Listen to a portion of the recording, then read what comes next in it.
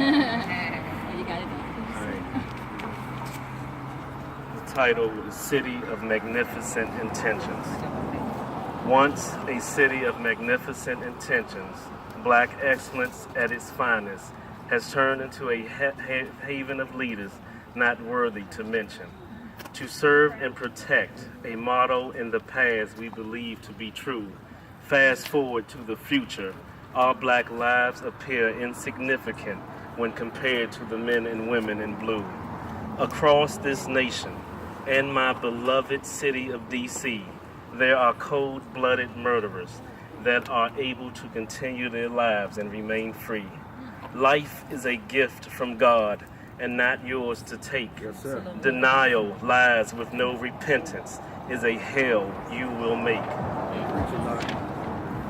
There's no grief like this grief. I wouldn't wish this on anyone, for no parent should have to bury their murdered daughter or son.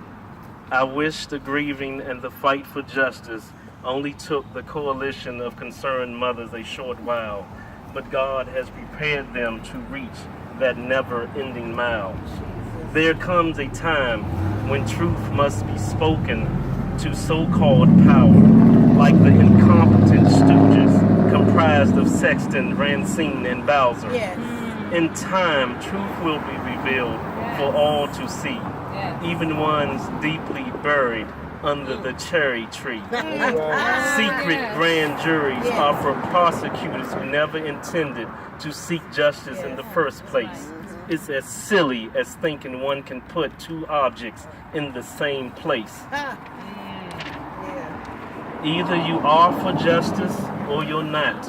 No room to compromise. Hell, I'd rather you speak your truth and say, for people of color, all I do is undervalue, underestimate, and marginalize. It's a bittersweet, to say the least. A city once full of magnificent intentions has succumbed to the deadly beast. In 1 year's time, my family has shown more resilience and strength in the face of this non-indicting test. No longer will we play checkers like kids. From now on, we're only playing the game of revolutionary chess.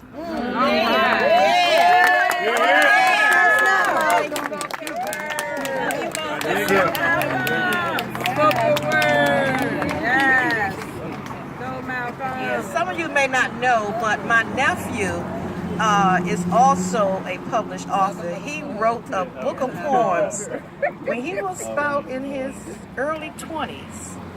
And also, Alonzo was also published author. And he also had written a book of poems as well. So, writing does run in my family. She said, thank you. But right now, before the family and friends of Alonzo come up and speak, I would like for our Ward 8 City Councilman, Trayvon White, to come up and speak a word. Trayvon!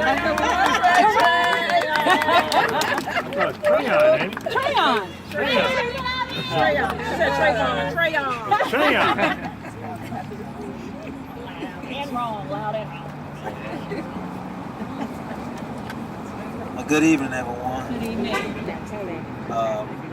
Just want to send my condolences to the family. Beverly and I talked, in the house about a year ago about this tragedy that happened in our community. This is indeed what we should call a homicide, and we need to call it for what it is. And I think that more people have to start doing something and saying something in our community that is just not another person. Growing up in this community has been a lot of ups and downs. In fact, we had 2 people shot tonight. That's where I'm just coming from. We're headed back to in a second at Congress Park.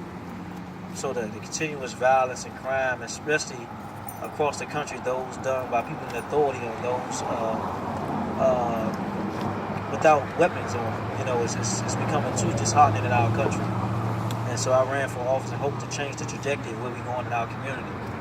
I represent a population that's been left out, left behind, and not involved. And so I want to change that. I'm forever committed and indebted to being a voice for the voiceless. Never thought I'd be involved in politics, but situations like this calls for new leadership. Calls for more accountability. Calls for more people to get on the front line and fight for what we need. Tell them, Treon. And so I plan on keeping the fight. I know April like that. I see Miss April Goggins. I want to just be able to fight from the inside and keep those elected officials, those officers accountable. You know, because people run for good intentions. We get in there, we change up. You know, I'm depending on you all to keep me accountable. You know, bad things happen when good people do nothing. And there's a lot of good people out here doing good things, but we have to start coming together. Right? We got to start thinking together. We got to start communing together. Got to start eating together, functioning together. There's too much division. The house divided against itself cannot stand. And so, in the spirit of God, I come tonight just to show my love for the family, love for the friends. And when I heard about Alonzo, a young man reached out to me. His name is Stefan Lockridge, and he was telling me he was a colleague at the school teaching, and he was telling me how he was just a wonderful young man and some of his memories with him, and he was really hurt and saddened by this situation. And so if he, as a teacher, was felt like that, I imagine what the students felt like. And so we got to keep the pressure on, keep coming together, and find better ways to be proactive about these types of events. But you have my support. I'm here for the family. Whatever you need from me, I'm here. I keep you in my prayers. You use my platform, you know. Use my office to be a voice to the voice. I want to thank you all. I love you all. And I got to get ready to run to this other unfortunate incident that took place a few blocks from here. God bless. Bless you too. Thanks for coming out. I just want to thank Treon again. I also want everybody to know that Timothy Dawkins, who's my son, Timothy and Treon were best friends. And Treon really stepped up. And now he's my grandson, Timothy's son, Stefan. Godfather. I'm sorry.